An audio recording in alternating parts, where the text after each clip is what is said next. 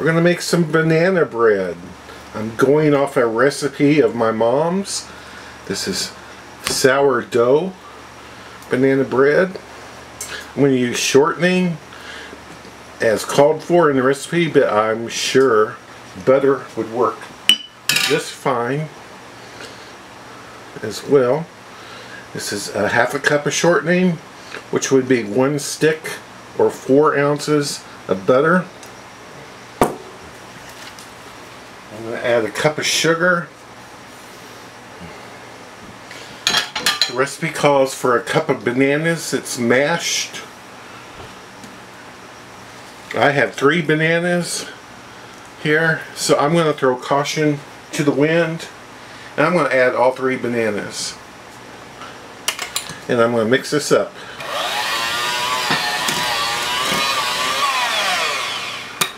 Alright, I think I get that mixed up enough. I mixed it about 3 minutes. Now we're going to add the sourdough starter. And we need a cup, I think. Yes, a cup of sourdough starter. So this is a ½ cup.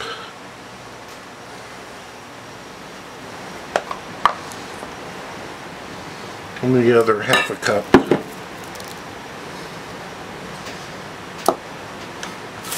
Okay. Set that starter aside. And I think we add 2 eggs. We got 2 eggs.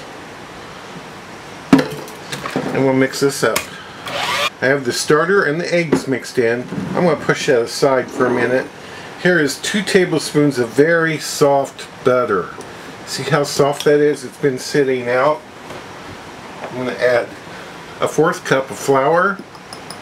I stole this from somebody. On YouTube. 1/4 teaspoon of cinnamon. 2 tablespoons of brown sugar. We're going to mix this up. It's going to be a topping for the banana bread. And guess who I stole this from? I'm sure you all know her. Yo-Yo Max 12. Isn't she just the best baker ever? I mean, she really is.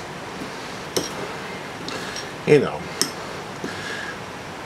I would love to have a meal with her. Well, I have had a meal with her one time.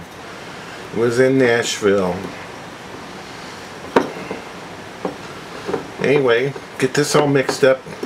This will be it'll turn into crumbles. Keep mixing more than I am here. And we'll put it on top of the banana bread. Right here I have 1 cup of all-purpose flour. And here I have a teaspoon of coarse salt. I'm going to add that in there.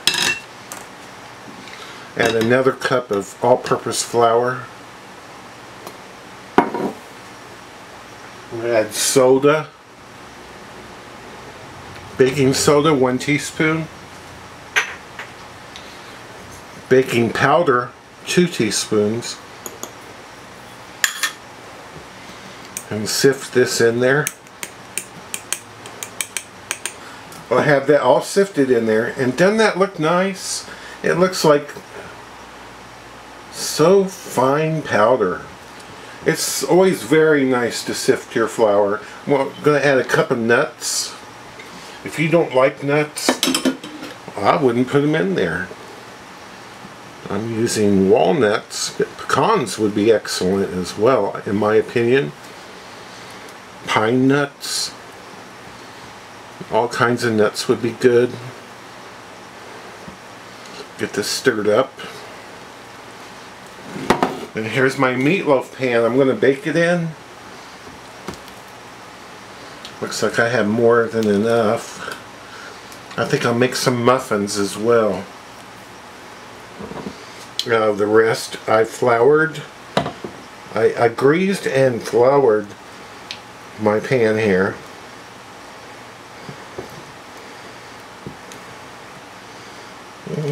It's going to take most of the batter, it looks like. See?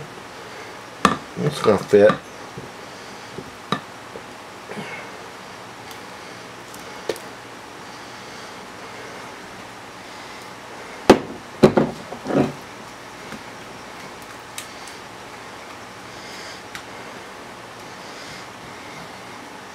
There we go.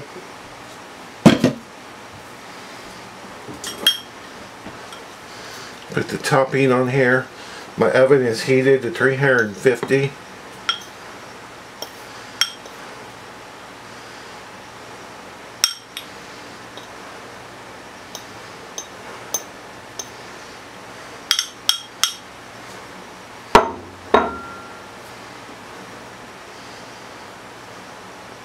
I may have to cover this.